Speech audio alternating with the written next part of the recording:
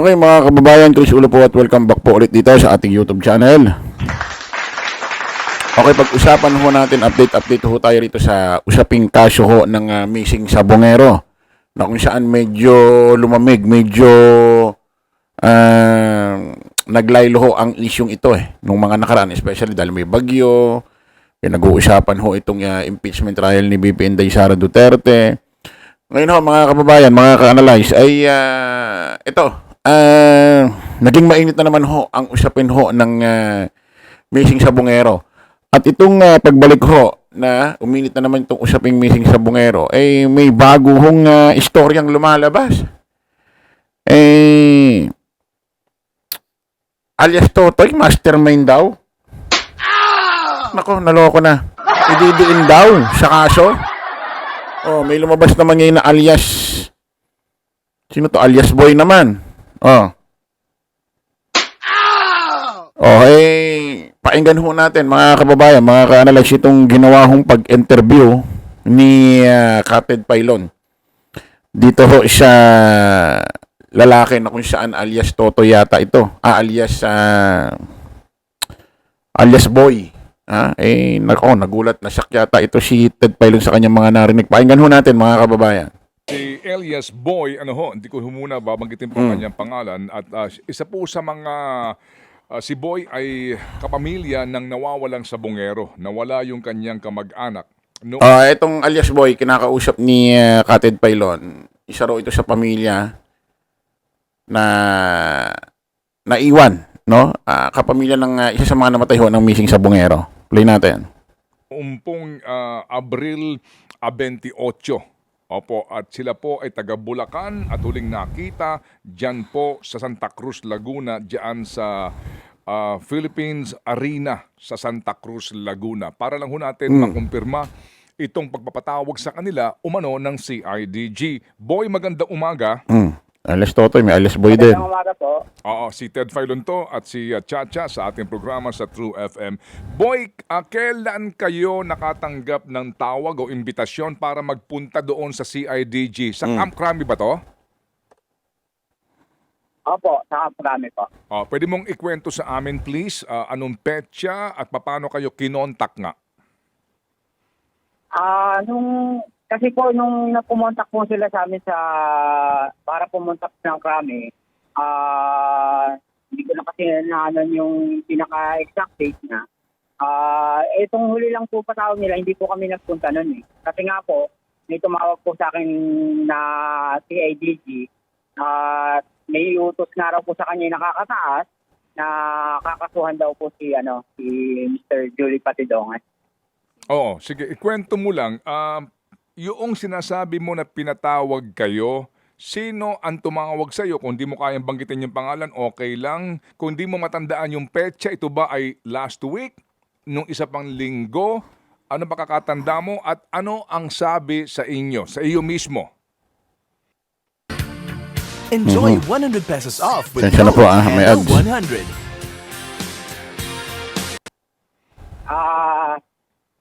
Tumawag sa akin ng CIDG, itong CIDG, ito ho yung dating pwesto ho ni General Torre.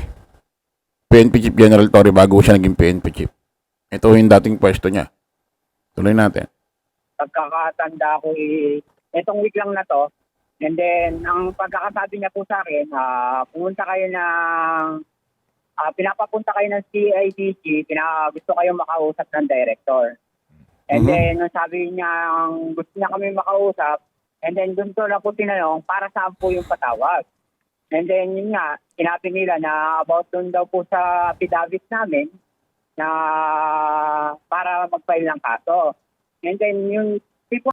Kung totoo man ito, sa ating unawa, sa ating kaalaman, doon pa lang, Paul na. Kung totoo man ito, na ipatatawag ang pamilya ng biktima ho ng missing sabongero, papatawag din sa CIDG.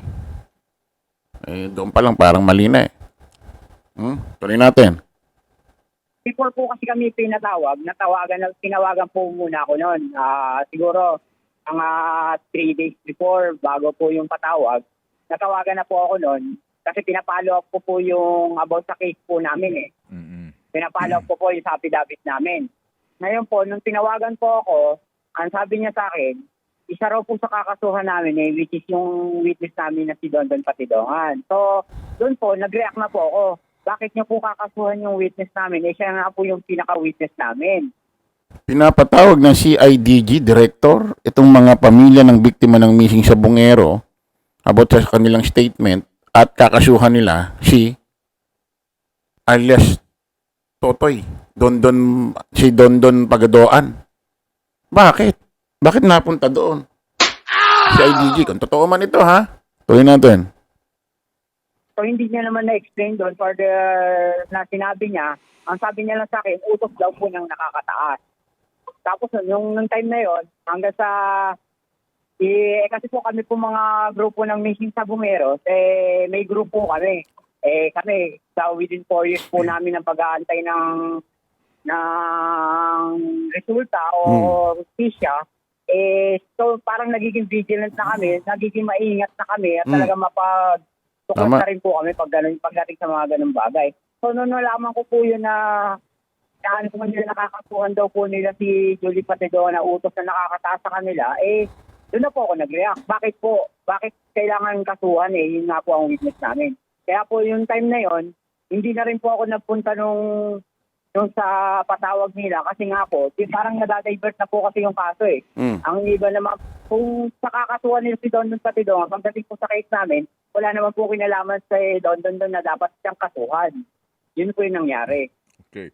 Yung bang tumawag sa iyo, kilala mo na siya? Talaga bang pulis siya sa CIDG? Oh, yes po, police po siya. Kumpirmado daw ha, Ito police. lalaki. Lalaki po.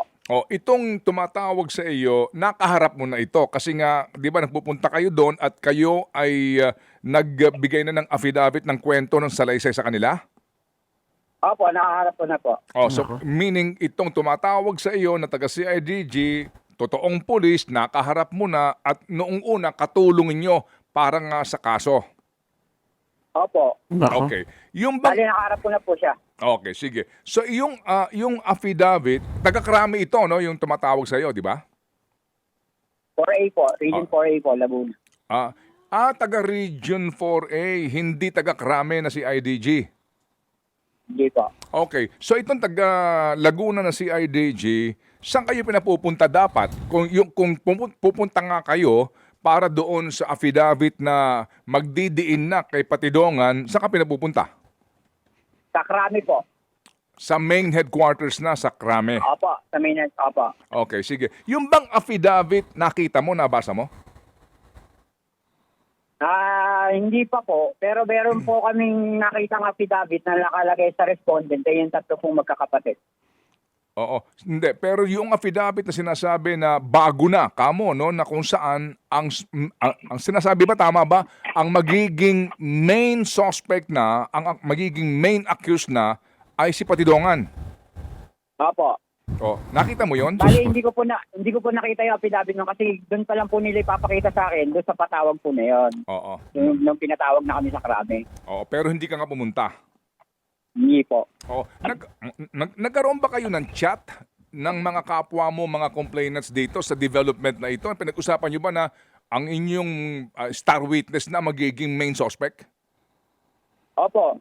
Doon nga po nag-start po yun Kaya nga po napaalam din po namin sa SOJ yun at saka kay Chief PNP Torre po.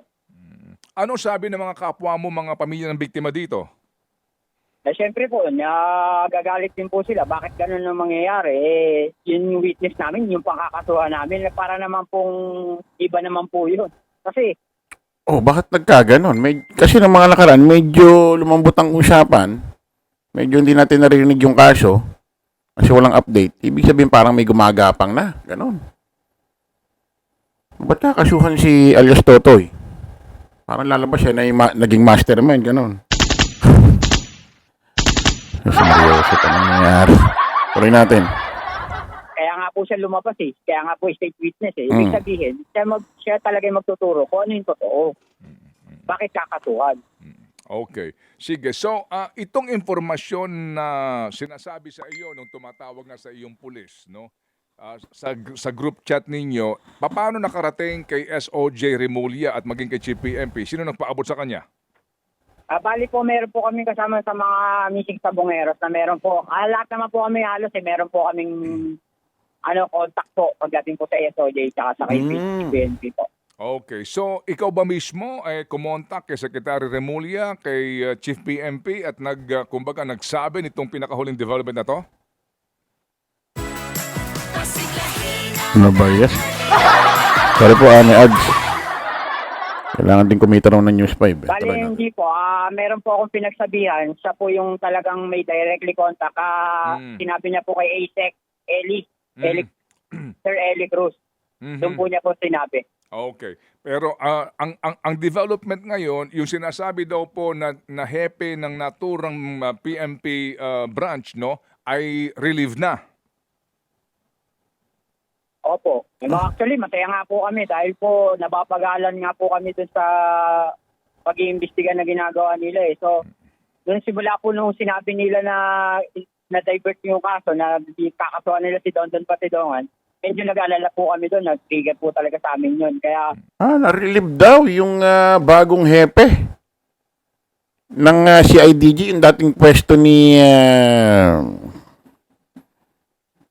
PNP Chief General Torre. Ma-relieve dahil daw dito sa isyong ito. Tuloy natin. Bakit nagkagano ng kakasuhan?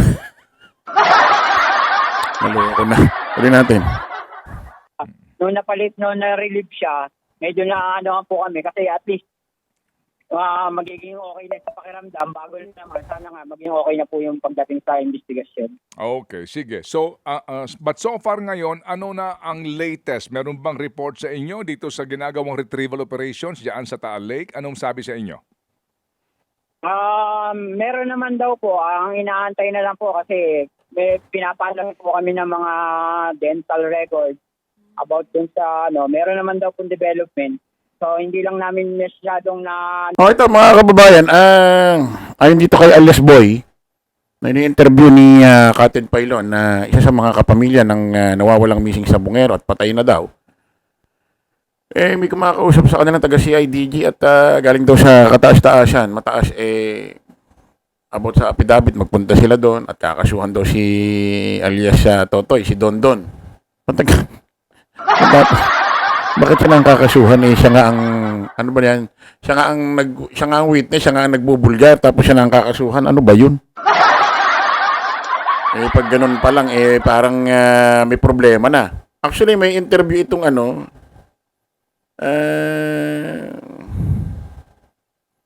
may interview itong itong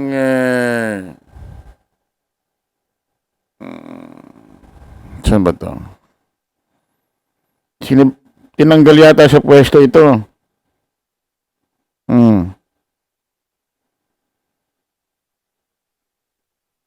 Puli natin, mga kababayan. Ito yata yun. May bagong pasabog si Justice Secretary Boying Remulla sa pagkawala ng mga sabungero.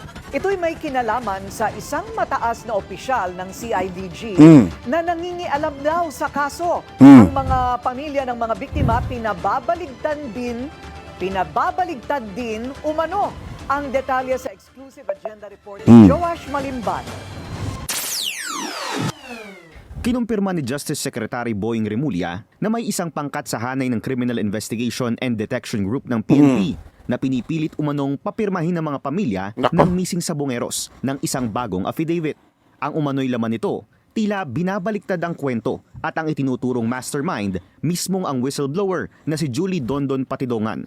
Una nang sinabi ni Remulla na upon recommendation, may isang direktor sa CIDG na na-relieve sa pwesto dahil mayroon umanong ginawang aksyon na posibleng makakompromiso sa isinasagawang investigasyon.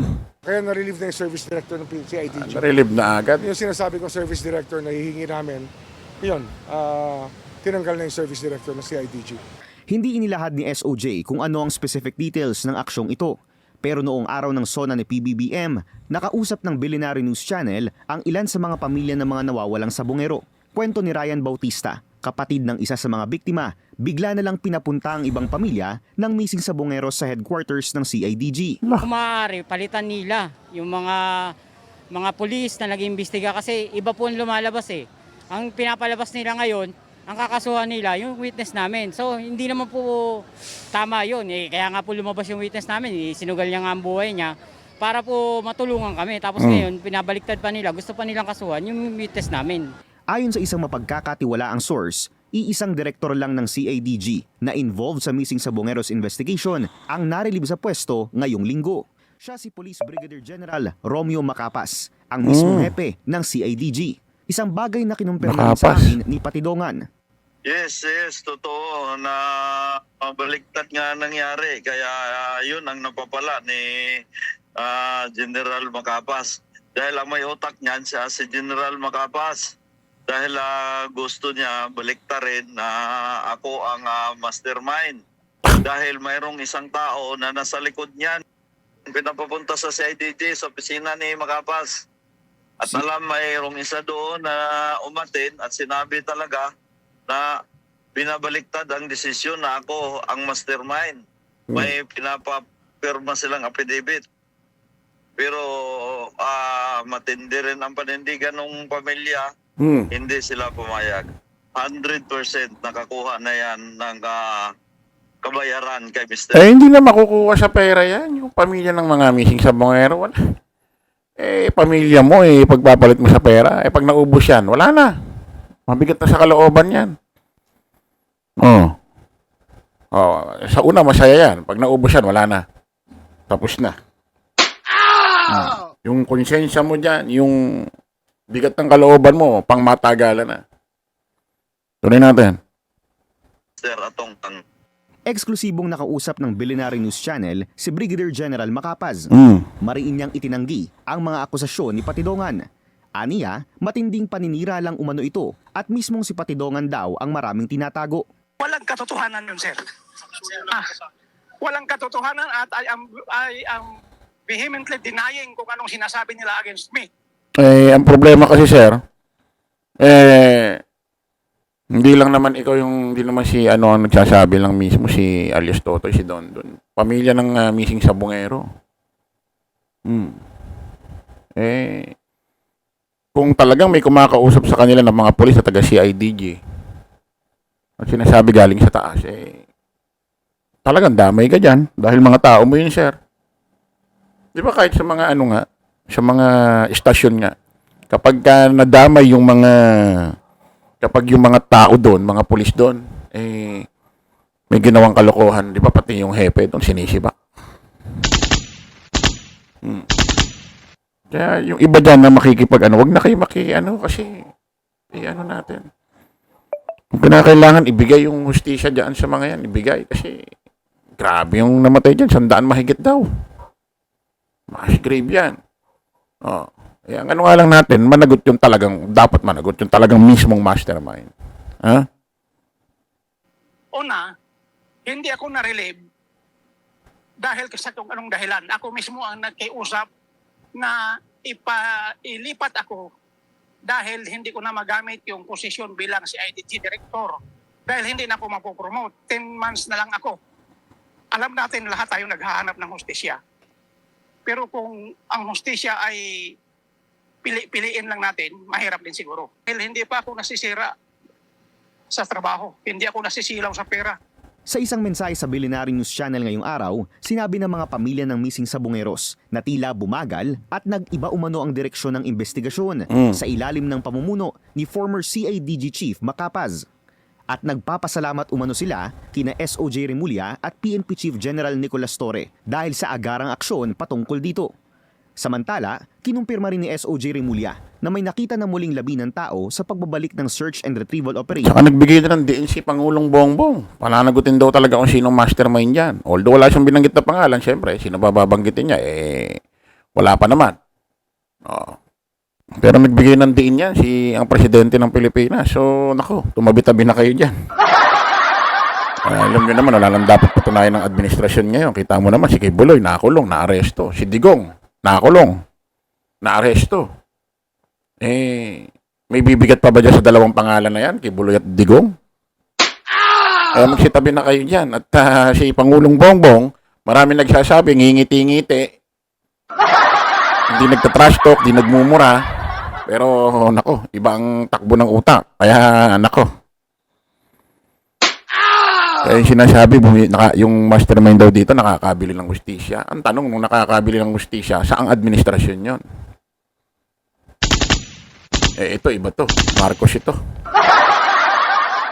Tuloy natin. Operation sa Taal Lake. Kasama sa mga umano'y butong na recover ang isang bungo ng tao. May ngipin na O yan, iba ng usapan ho yan mga kababayan. Kita-kita ulit tayo sa panibagong live vlog. Bye-bye po.